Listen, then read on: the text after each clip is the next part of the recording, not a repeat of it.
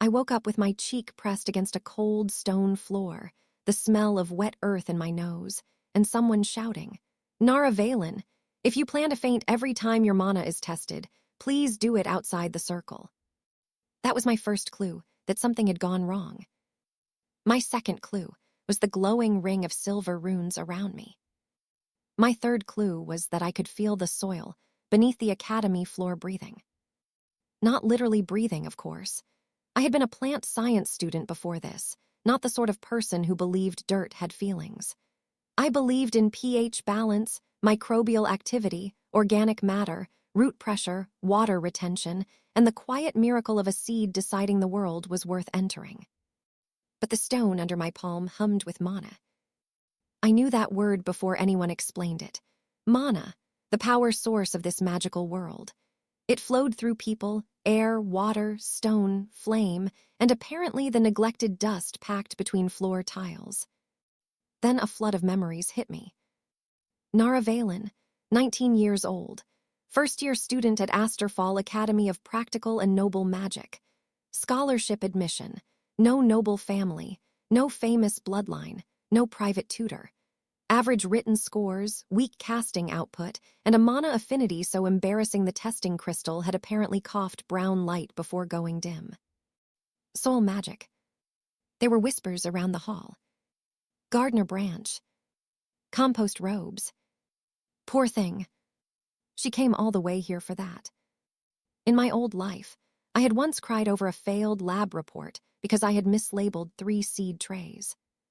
In this life, I had just been publicly assigned to the most mocked branch of magic, in an academy where 12-year-olds with family crests could summon flame butterflies for fun. I sat up slowly. Professor Leithrin, a thin woman with silver hair pinned so tightly it looked like it had made a treaty with gravity, peered down at me over her spectacles. "Well," she asked, "can you stand?" I could. Barely. My knees shook. My borrowed memories felt like someone had thrown books into my skull without sorting them, and the whole testing hall smelled like beeswax, rain-damp wool, and expensive confidence. Across the room, students stood beneath banners for fire, storm, light, illusion, metal, healing, and starcraft. Their robes shimmered with colored trim.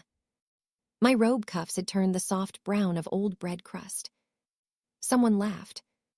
A tall boy with gold-threaded sleeves covered his mouth badly enough that I respected the effort less than the insult. At least the academy gardens will be tidy.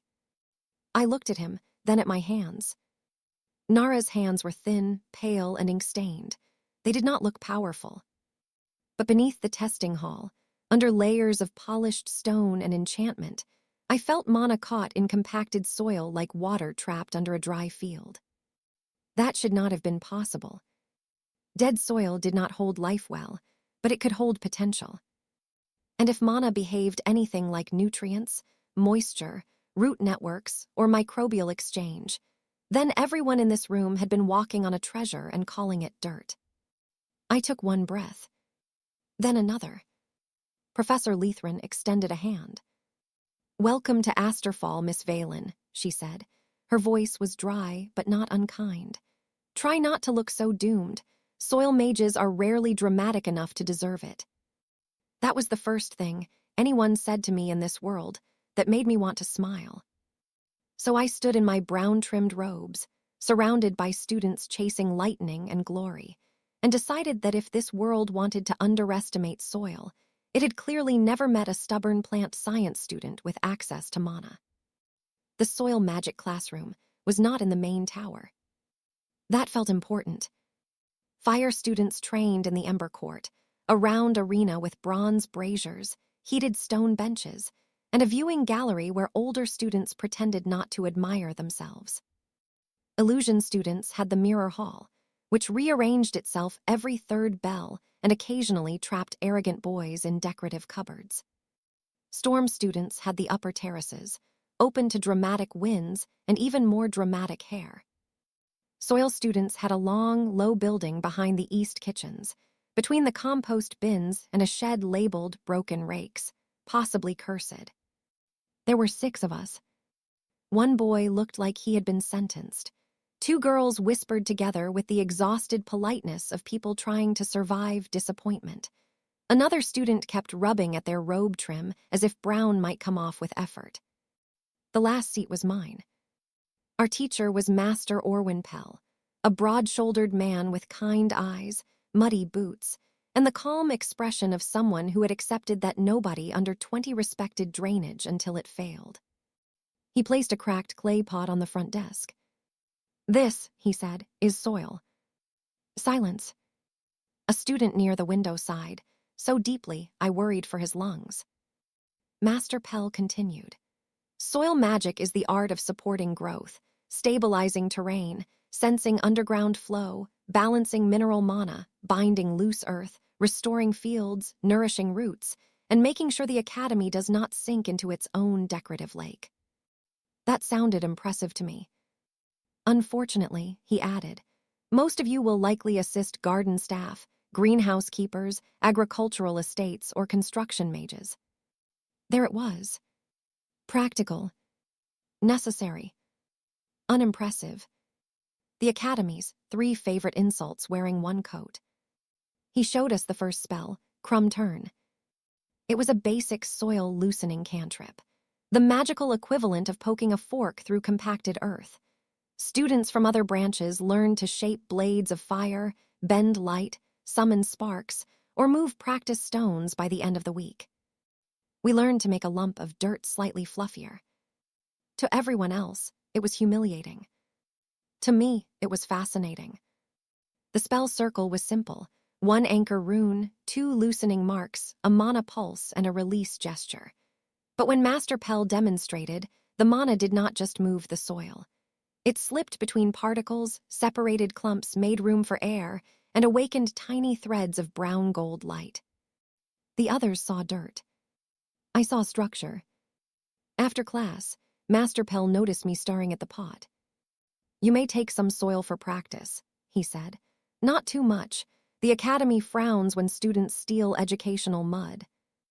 "It isn't dead," I said. He paused. "What is?" "The soil in the pot. It looks dry, but the mana is trapped in layers, like there's old organic matter under the surface." He stared at me for a moment. Then he took the pot back, broke the lump open with his thumb, and revealed a darker streak hidden inside. He said. That was all. But his eyes sharpened. On the way out, the gold-sleeved boy from the testing hall stood near the path with 2 friends. I later learned his name was Cale Marrow, top-ranked fire affinity, second son of a noble house, and apparently allergic to silence. "Soil class dismissed already?" he asked. "Did you learn how to apologize to weeds?" His friends laughed. I considered several replies. Most involved explaining that weeds were just plants growing where humans lacked imagination. Instead, I said, yes, they were more polite than expected. One of his friends snorted. Cale looked annoyed, which made the whole exchange worth it. Then I walked past him toward the old greenhouse behind the academy kitchens. I had noticed it from the classroom window. Its glass panes were fogged with gray residue. Vines hung dry and brittle over the entrance. The beds inside looked flat, cracked, and abandoned. A faded brass sign read, Greenhouse 7. Nara's memories told me it was called the Dead House.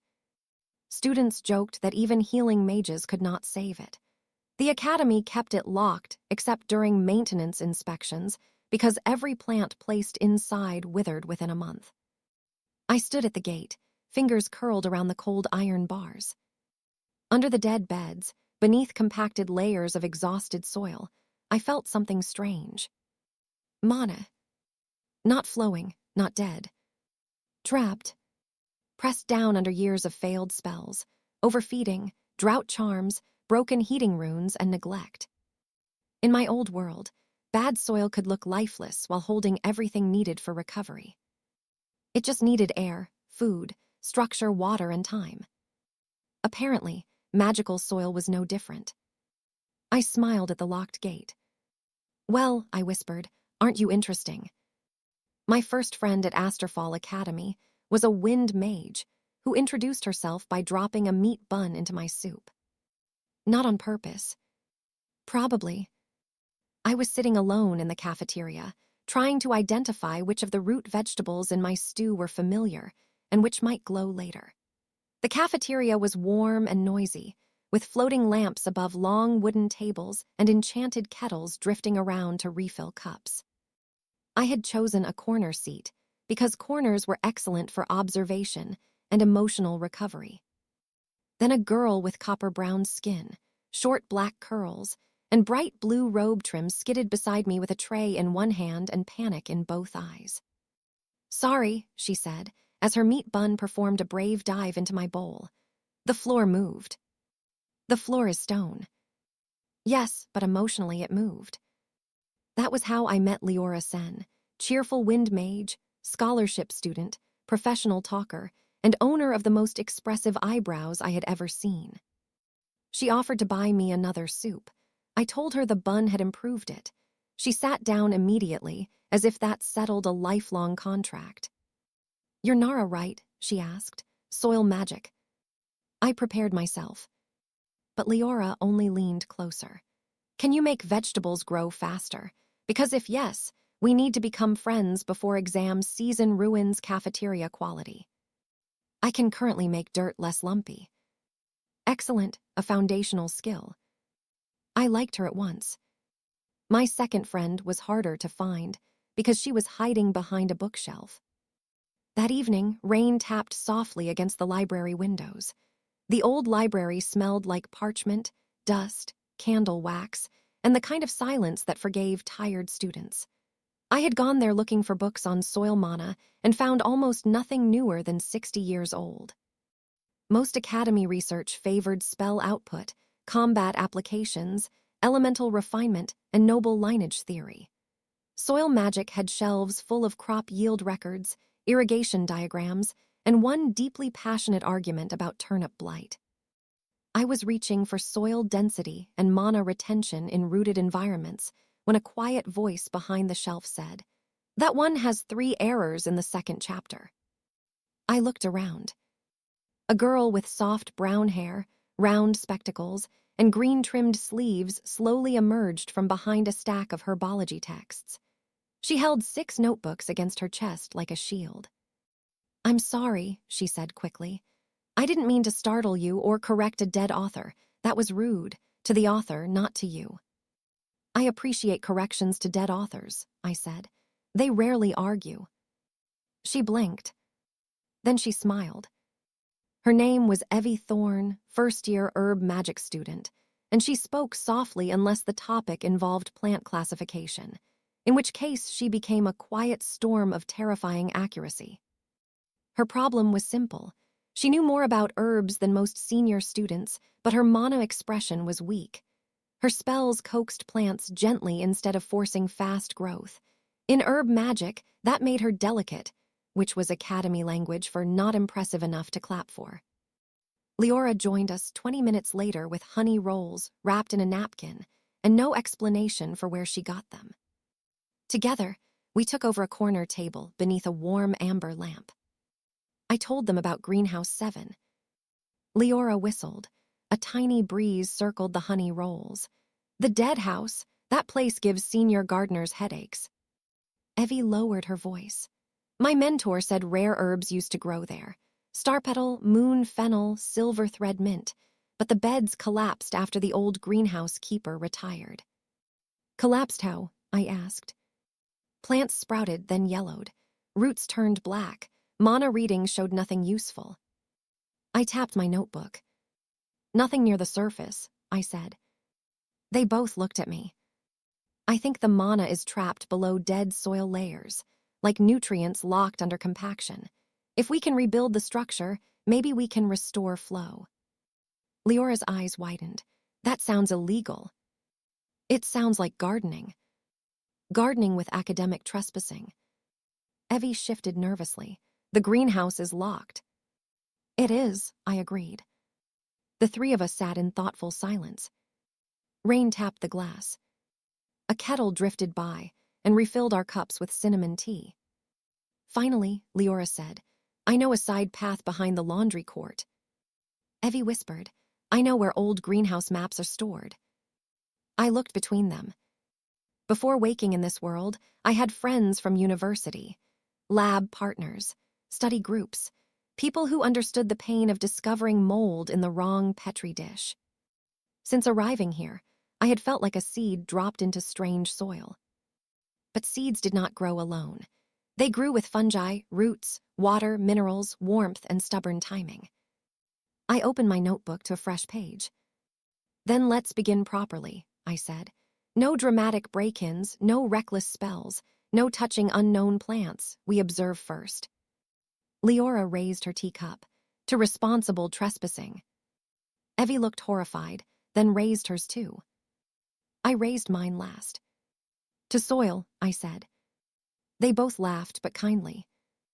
And for the first time since waking in Asterfall, I did not feel quite so misplaced.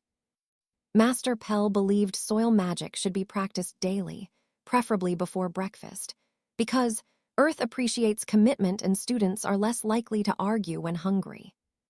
So every morning, I stood in the practice yard behind the soil classroom with a tray of dirt, a wooden wand, and a growing list of failures. Crumb Turn was harder than it looked. Too much mana, and the soil puffed up like a startled cake. Too little, and nothing happened except my pride shrinking. Uneven mana, and the tray developed clumps, cracks, or on one memorable morning, a tiny mud volcano that burped on my sleeve. Leora laughed, so hard she blew leaves into her own face. Evie carefully documented the eruption. Harmless, she said, possibly useful for aeration. Please don't encourage the volcano, I said. The routine became oddly comforting. Wake before the second bell. Wash at the dorm basin while the mirror charm complained about fog. Meet Leora at the cafeteria for porridge and fruit if she had not overslept. Find Evie in the library already awake because herb students apparently photosynthesized through reading. Attend classes. Practice soil cantrips. Take notes. Visit Greenhouse 7 from outside the gate. Repeat. I learned 3 things in the first 2 weeks. First, mana did not behave exactly like nutrients, but it liked pathways. Loose soil allowed mana to move more evenly than compacted soil. Roots acted like living channels. Organic matter held mana gently instead of forcing it. Second, most academy soil spells were designed for control, not care. Level a field, harden a wall, loosen a bed, bind a path, useful but blunt. Third, I was bad at magic in the way beginners are bad at cooking. I understood the recipe. My hands still burned the soup. My old-world knowledge helped me ask better questions, not skip practice. That was humbling. Unfortunately, humility was also very time-consuming. Evie helped by bringing small herb seedlings for experiments. Not rare ones because she had common sense. Mostly kitchen basil, glow chive, and sleepy thyme, which folded its leaves if insulted. Leora helped by controlling airflow over the trays. You want gentle wind, I told her one evening in an unused classroom, where lanterns hung low and rain hummed against the windows. Not a heroic gust. All my gusts are heroic. You blew soil into my tea. A heroic mistake. We tested combinations. Soil loosening before watering. Watering before soil loosening. Evie's root-coaxing charm before my mana layering attempt. Leora's breeze to dry the surface without draining the lower layer. The first real success happened on a Thursday. I had been trying to create what I called a monochrome structure. Small soil clusters with open spaces between them, like healthy garden loam. The Academy manual described it as minor loosened earth state, acceptable for planting. Deeply inspiring. I placed one hand over the tray and pulsed mana slowly. Not down. Through. That was the difference. Before, I had pushed mana like a command. This time, I guided it between particles, around root fibers, through dark bits of compost we had bought from the kitchens. The soil warmed under my fingers. Evie leaned closer. The glow chive, seedling in the center, straightened. One pale root tip pressed deeper into the tray and touched the layered mana. The leaves brightened with a soft green light. Leora whispered, "Did it just sigh?" "It's a plant," I said. "It doesn't sigh." The glow chive released a tiny sparkle. Evie's eyes grew wet behind her glasses. "That seedling was failing yesterday," she said. "I thought I had overhandled it." "You didn't," I said. "Its roots needed air and stable mana. Your charm was fine. The medium was wrong." She stared at the plant like it had forgiven her. Something in my chest softened. In my old life, I had loved the moment when a struggling seedling recovered. There was no applause, no dramatic music, just one small green thing deciding not to die. Magic made that moment glow, but it did not change what mattered. The next day, Master Pell inspected my tray. He pressed his thumb into the soil, then looked at the glow chive. "This is not standard first-year work," he said. I braced for trouble. He continued, "It is also not neat." "That part is standard for me." His mouth twitched. "What did you do?" I explained, not everything. I left out the part where I was from another world and had once written a 12-page report on root zone oxygen levels. But I described compost structure, layered moisture, root channels, and mana retention. Master Pell listened without interrupting. At the end, he said, "Greenhouse 7 opens for maintenance inspection in 3 weeks." My heart jumped.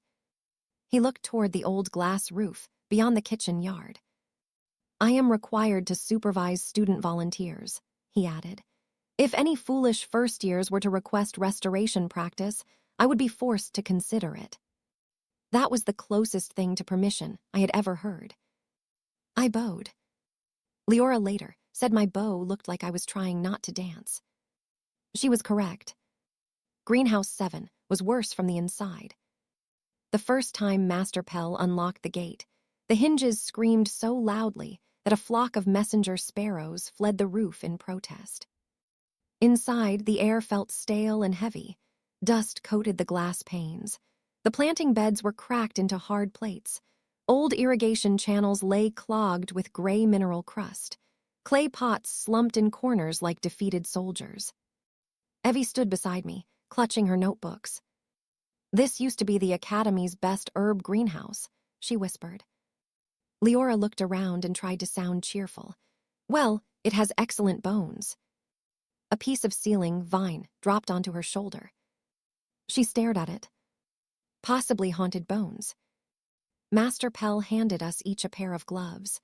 No casting beyond basic sensing without approval. No removing old roots until identified. No eating anything.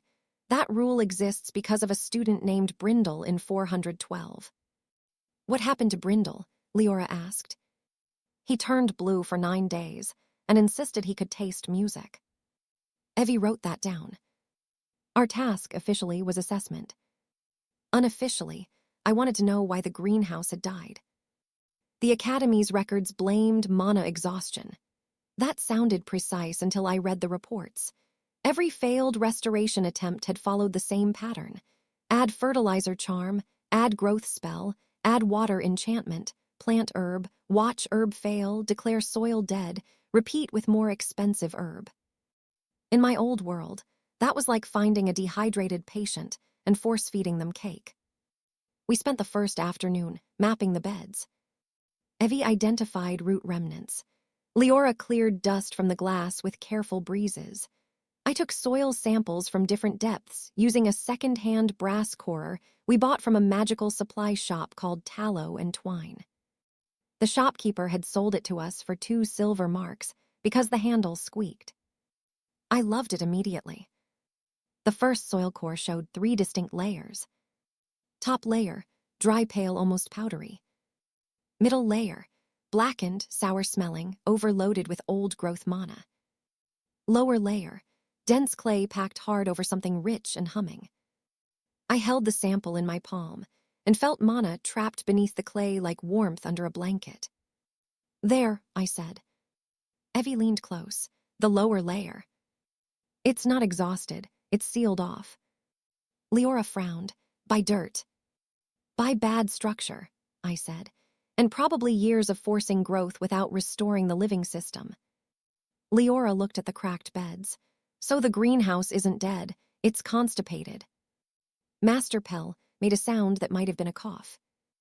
Evie whispered, "That is not the term I would use in a report." "It is very memorable," Leora said. The problem mattered more than I expected.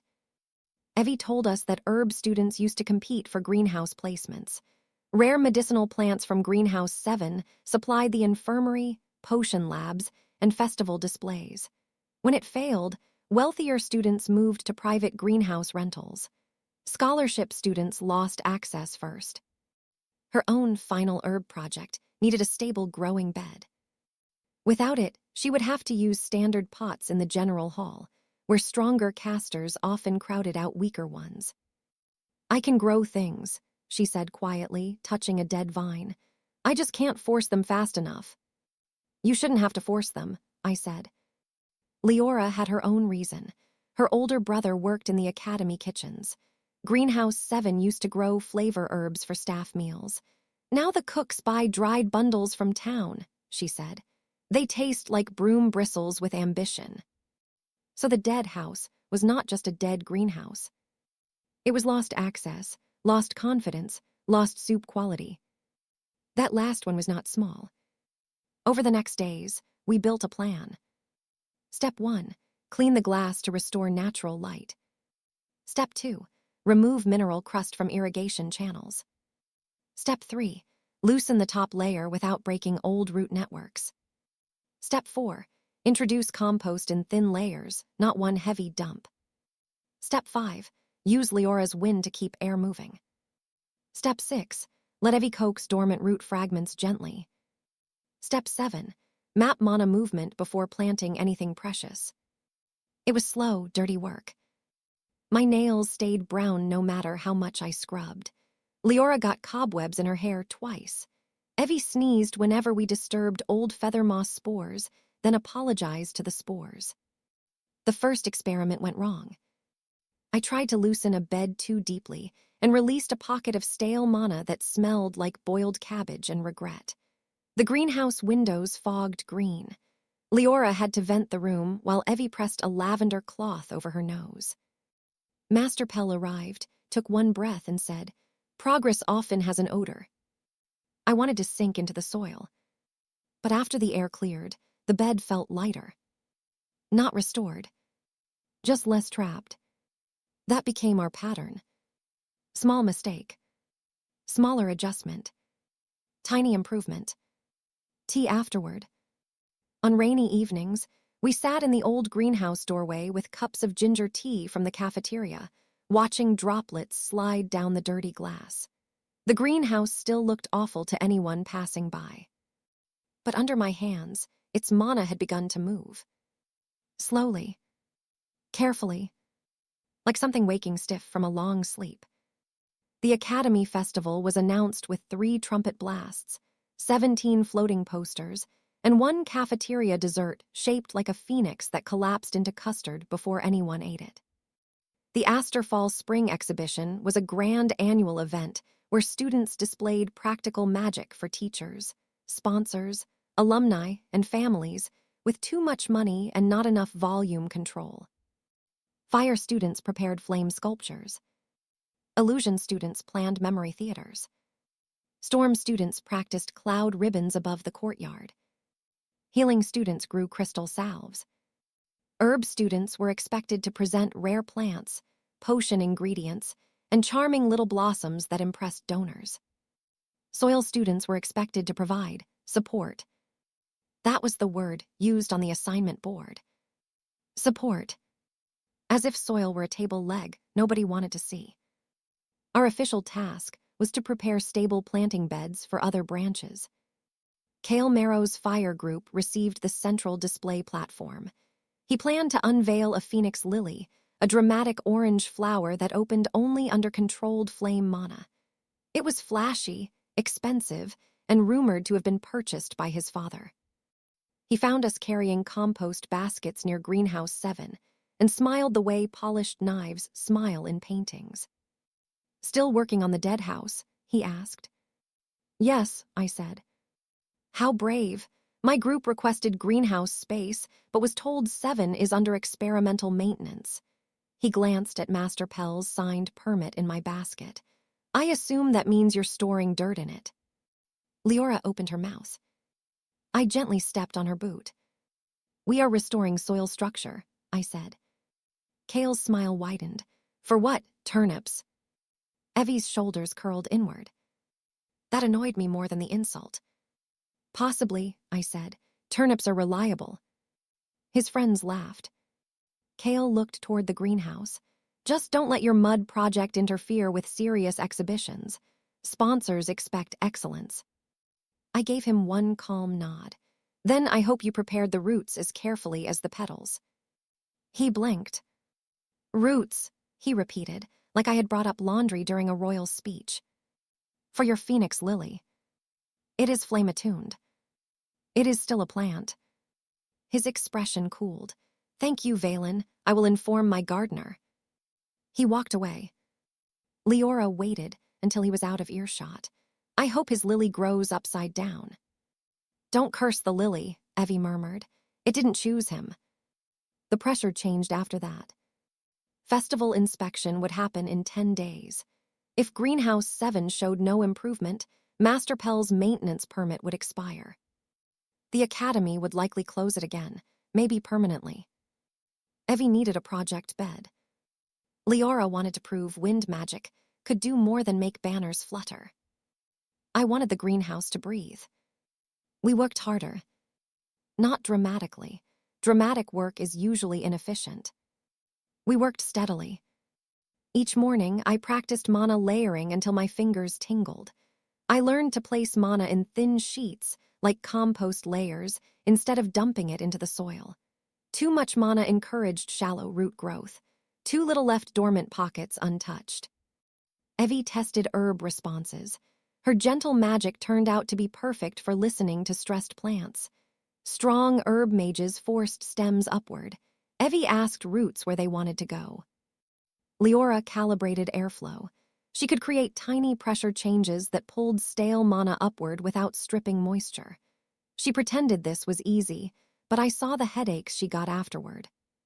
Wind is not just drama, she told me one night while lying flat on the greenhouse bench with a damp cloth over her eyes. Sometimes wind is invisible plumbing. That sounds useful. It sounds boring. Welcome to the foundation fields. She groaned. I have become what I mocked. You mocked politely. I mocked with excellent posture. On the 7th day, we discovered the hidden pattern. The lower mana layer pulsed every evening when the greenhouse lamps warmed. Not randomly, in rings. Evie found old notes in the library from the retired greenhouse keeper, Mistress Oraldane.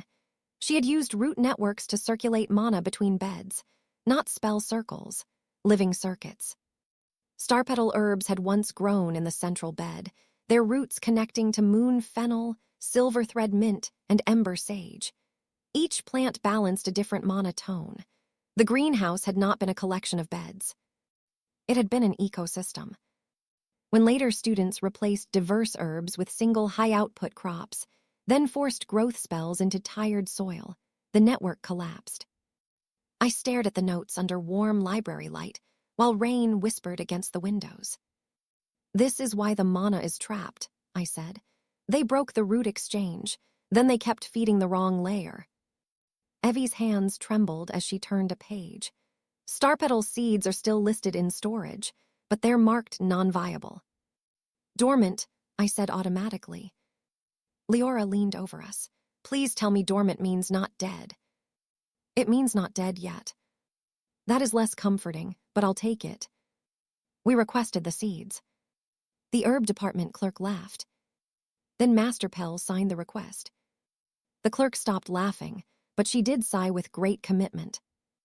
We received 12 starpetal seeds in a paper packet older than all 3 of us combined. They were small, dull, and gray. Evie held them like fragile stars.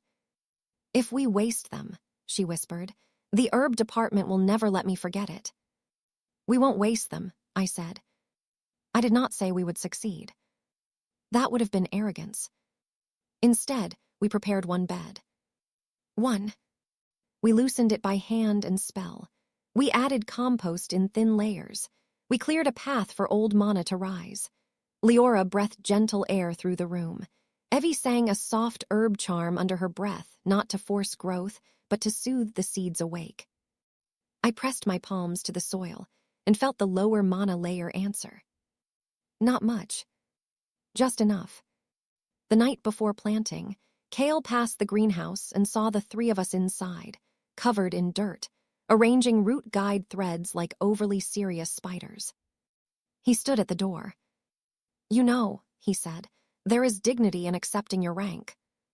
I looked up. There was dust on my cheek, compost under my nails, and one of Leora's spare hair ribbons tied around my sleeve because I had torn the cuff on a nail. "I agree," I said. "That is why I'm doing the work assigned to me." His eyes narrowed slightly. "Try not to embarrass Master Pell." This time, Evie spoke before I could.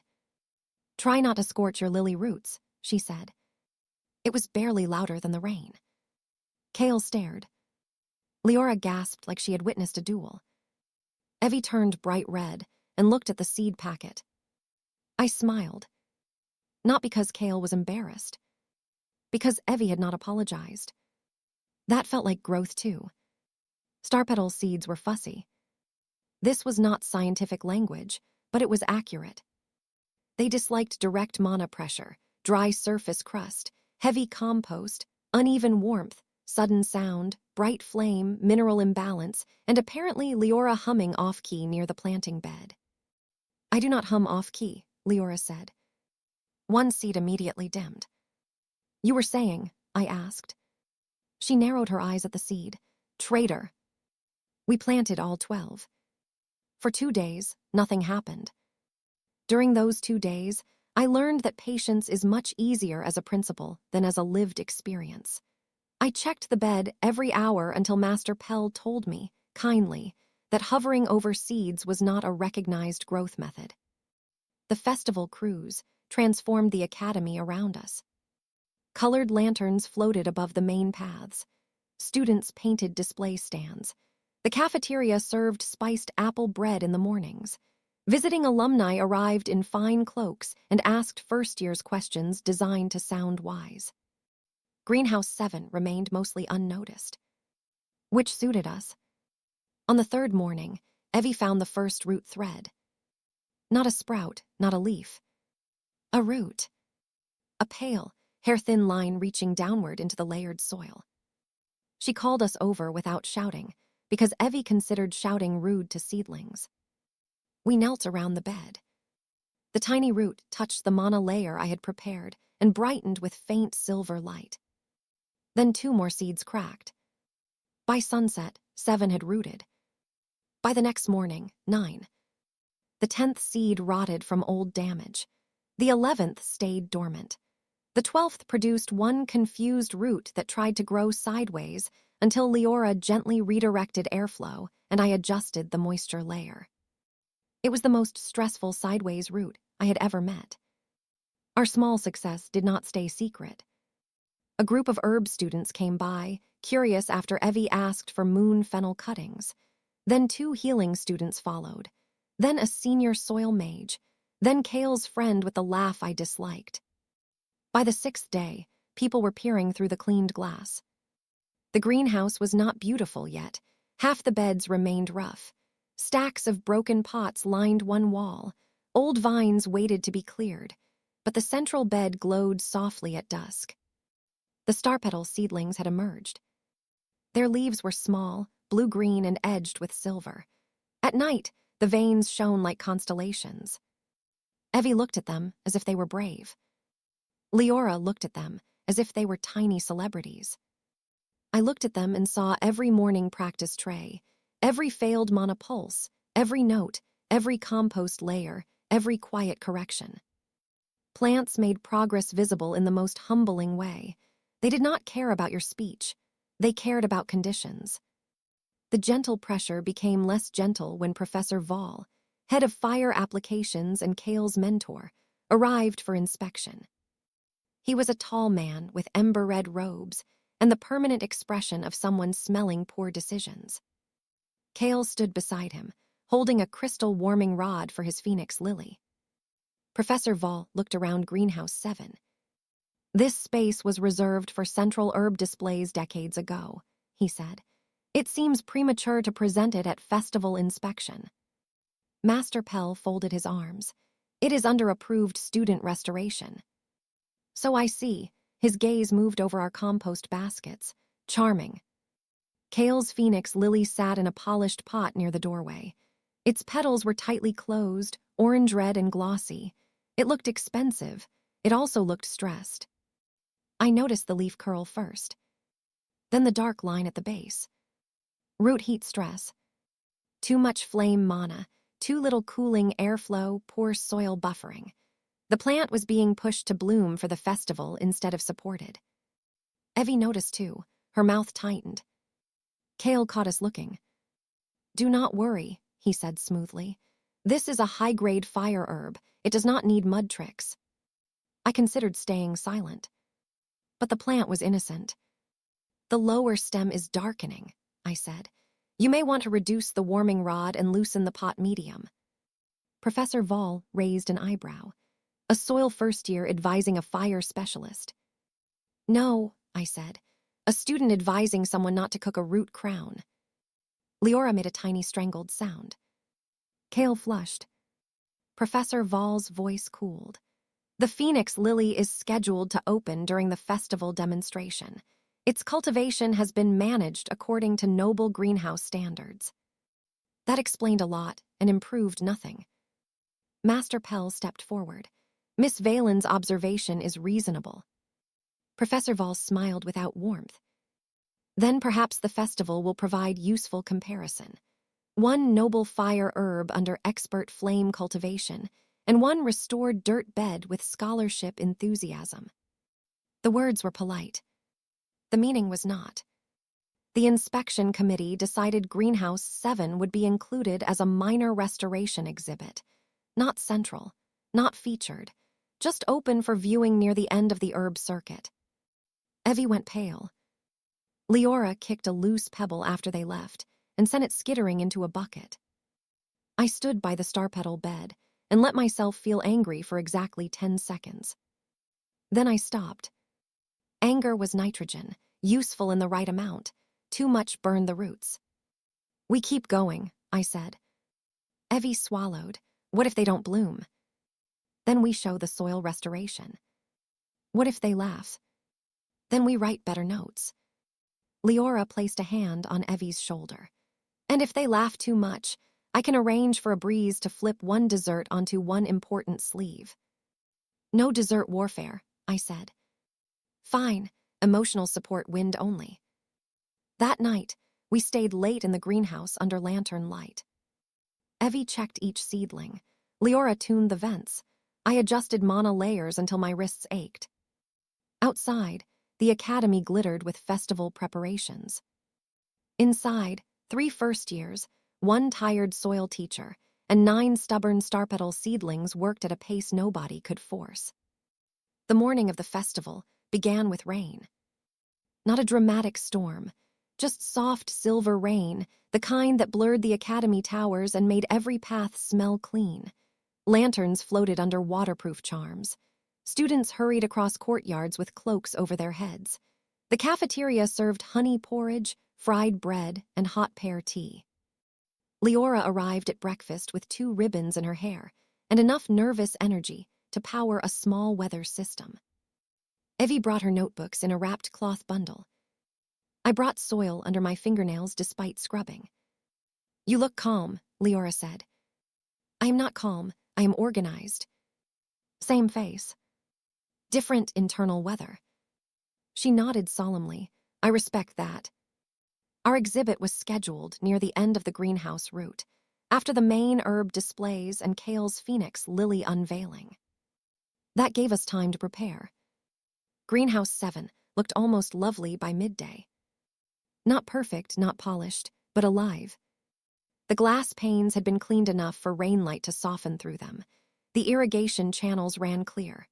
The central bed held 9 star-petal plants, still closed, their silver-veined leaves trembling faintly. Around them, Evie had placed moon fennel, silver thread mint, and small stabilizing herbs from the old records. Leora had repaired the vent flow with ribbons tied to tiny wind charms, each one fluttering gently to show air movement. I had drawn a simple soil profile display using colored sand layers in a glass jar. No readable text, because festival rules required official labels, and official labels had not been granted to our minor restoration. Master Pell inspected everything. "You have done good work," he said.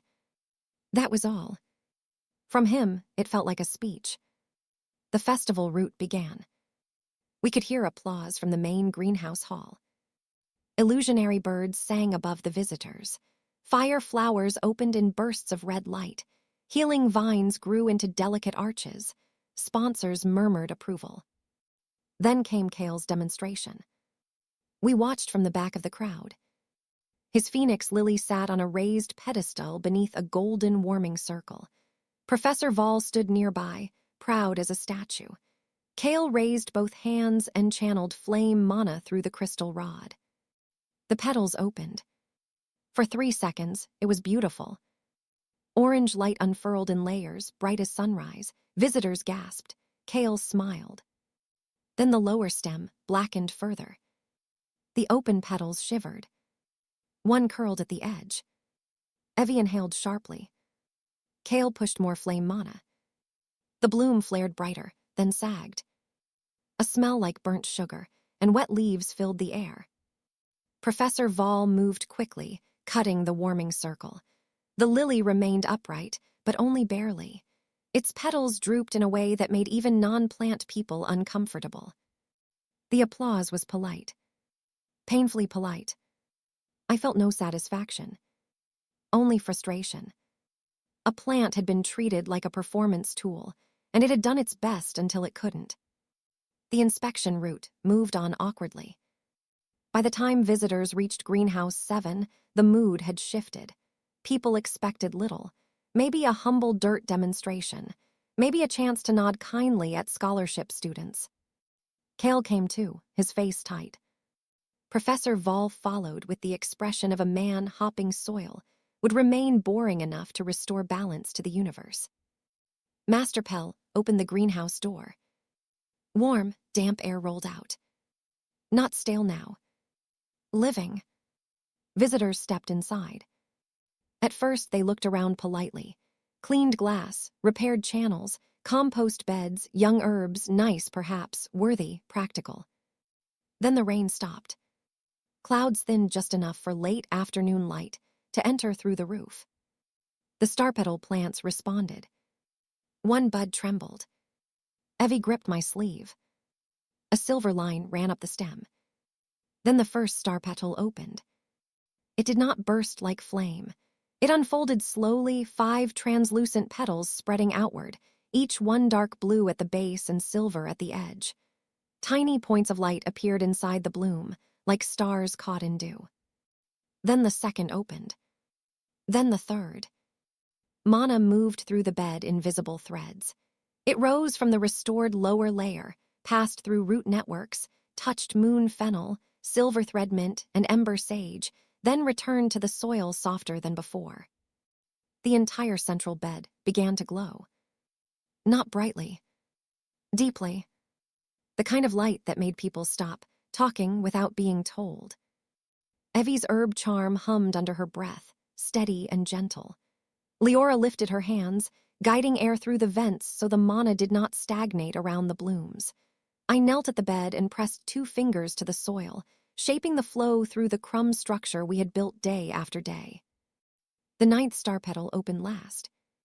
For a moment, Greenhouse 7 held a small night sky in the middle of a rainy academy afternoon. Then something unexpected happened. The phoenix lily in Kale's pot stirred. It sat near the doorway, brought along by some assistant after the failed display. Its drooping leaves lifted slightly toward our bed. The restored soil mana, balanced by the star petals and airflow, reached the pot's surface. The lily's roots responded. One closed petal opened again, smaller this time, without flame force. Its orange color softened to warm gold. Kale stared. Professor Vol said nothing. Evie's eyes filled with tears. Leora whispered, "Oh, that is going to be very hard for them to explain." A senior healing instructor stepped forward and knelt beside the star petal bed.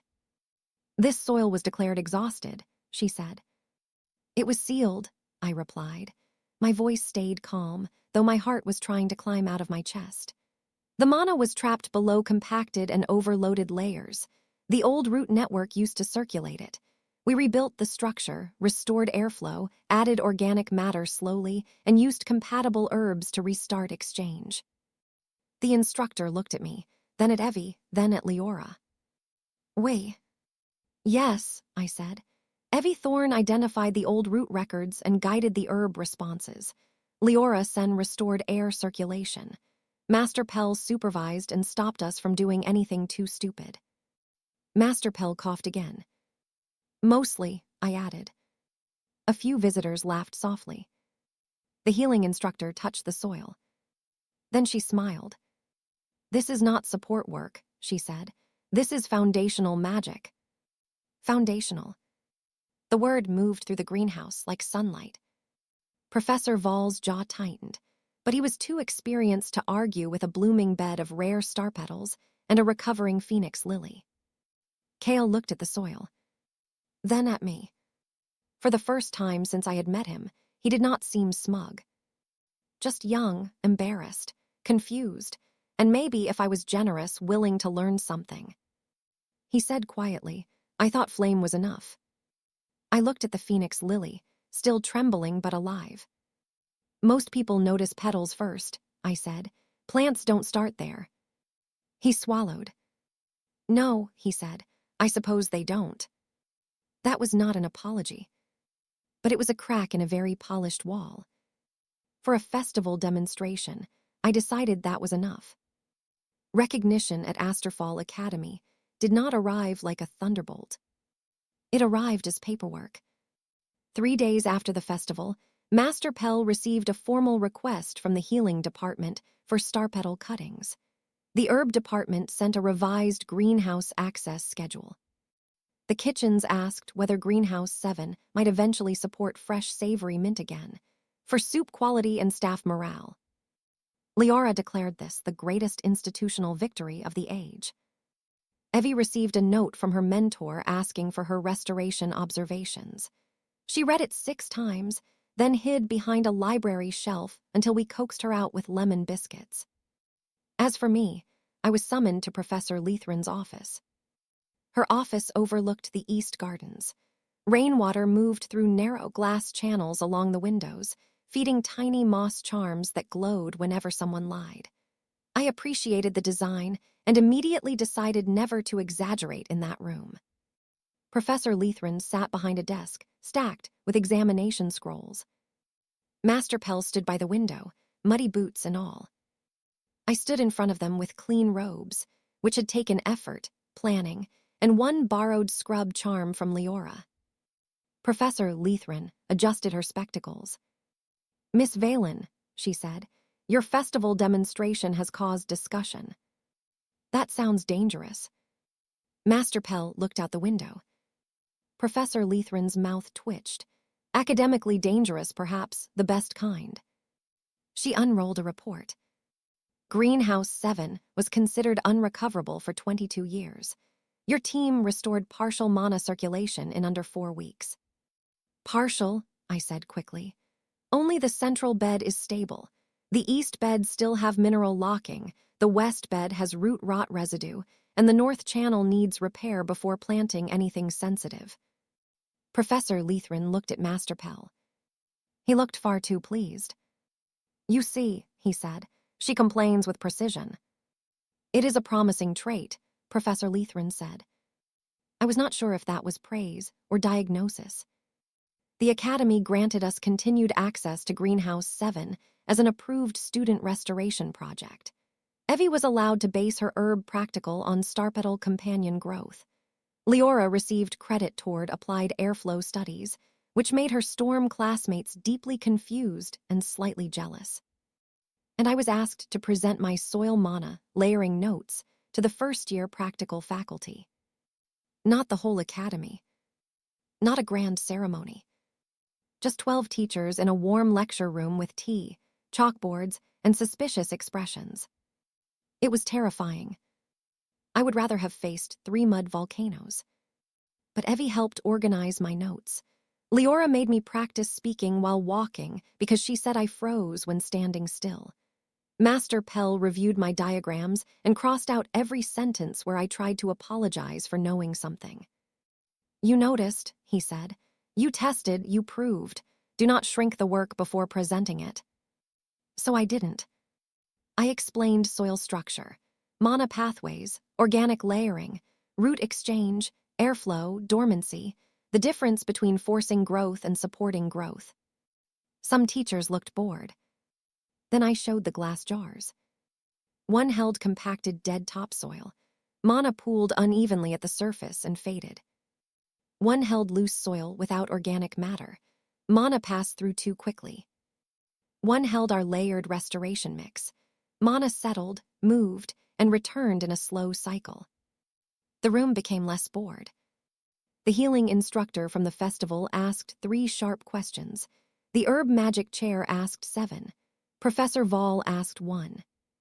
"If a flame-attuned plant requires soil buffering," he said carefully, "how would you recommend adjusting a forced bloom protocol?" That was as close to humility as some professors traveled without a map. I answered honestly. Reduce direct flame mana by 1/3. Warm the root zone gradually. Add a stabilizing mineral layer. And stop treating the pot as furniture. A few teachers coughed into their tea. Professor Vall nodded once. Afterward, Cale found me outside the lecture room. He looked uncomfortable, which made 2 of us. "My phoenix lily is recovering," he said. "I'm glad." He shifted. Professor Vall assigned me to assist in Greenhouse 7 for 2 afternoons a week. That explained his expression. Leora later called it noble compost justice. Cale cleared his throat. "I do not know much about soil." I could have said many things. I said, "Most people don't until they need it." He looked at me for a long moment. Then he gave a stiff nod. "I will bring gloves." That, strangely, was better than an apology. The next week, Greenhouse 7 gained a new volunteer who wore expensive boots and learned, after one unfortunate incident, that mud does not respect family status.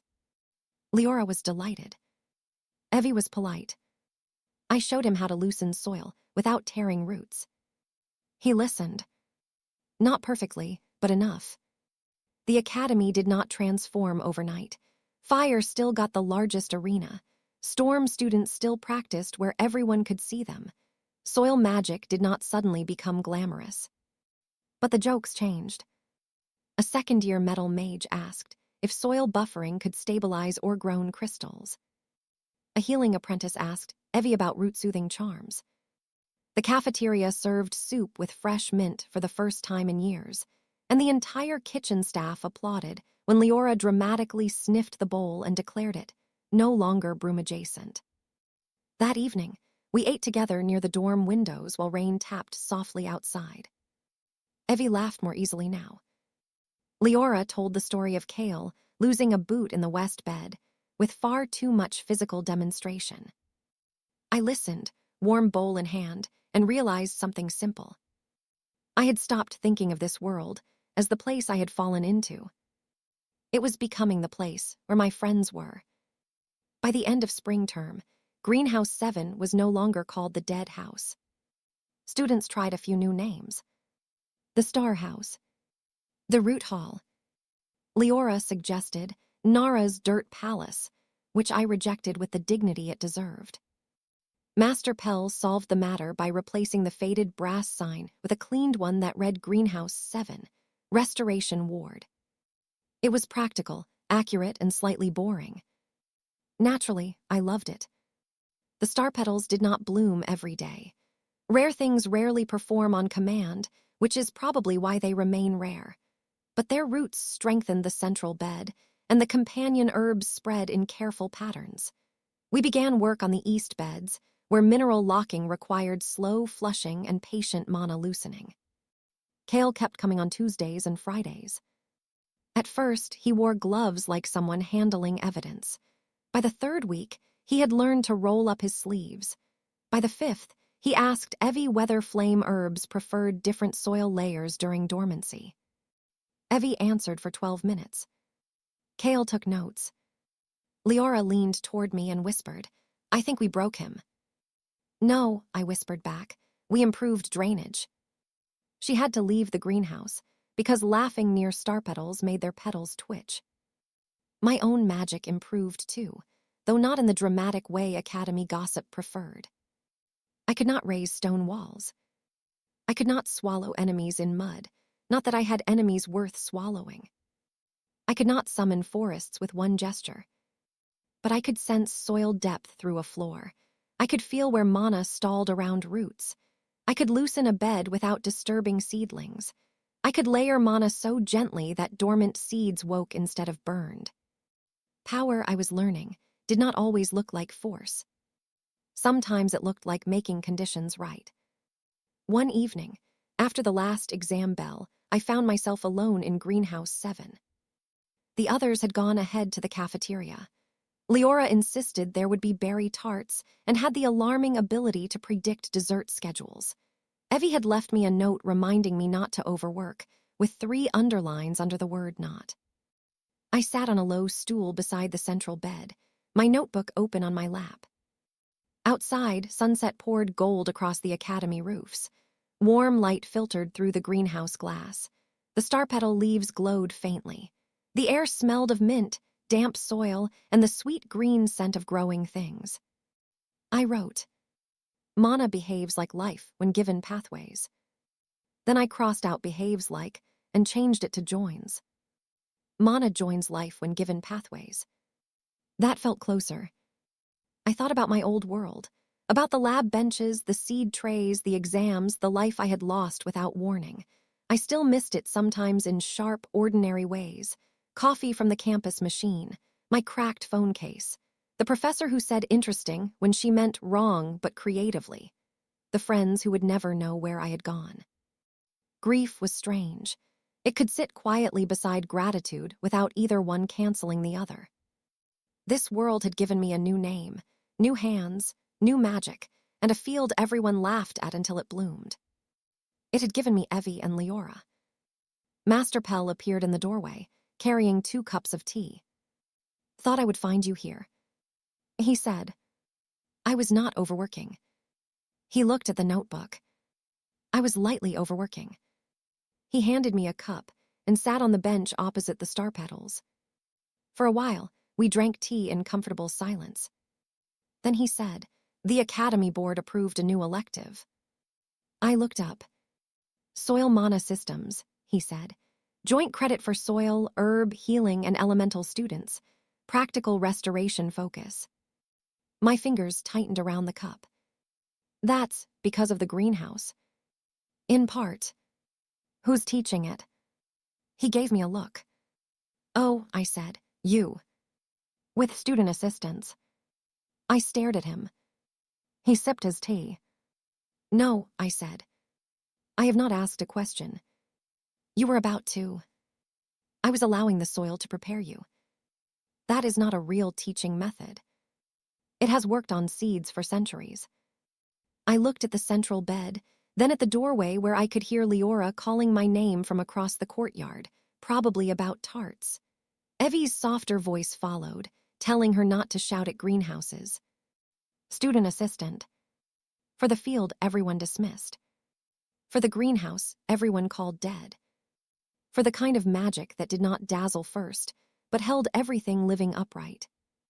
I smiled into my tea. "I'll help," I said, "but Leora and Evie too." Master Pell nodded as if he had expected nothing else. "Of course." The greenhouse door opened, and Leora burst in holding a napkin full of berry tarts. "You are both missing dessert history," she announced. Evie followed with 3 plates. because she was the only one among us who planned like civilization mattered. We ate in the greenhouse while sunset deepened, and the first evening lamps flickered on across Asterfall Academy. Leora got jam on her sleeve. Evie pretended not to notice, then cleaned it with a tiny herb-scented cloth. Master Pell told us the story of Brindle tasting music, which turned out to be even worse than expected. And I sat among my friends, in brown-trimmed robes that no longer felt embarrassing, with soil under my nails and star petals glowing beside me like a small, patient sky. I had once thought magic would mean fire, lightning, flight, and impossible power. Maybe it still did. But I had learned that every tower needed ground, every spell that healed used herbs, every herb needed roots, every root needed soil, and every overlooked foundation was waiting for someone patient enough to listen. They called soil magic weak because it worked below the surface. They never understood that below the surface was where life decided to rise.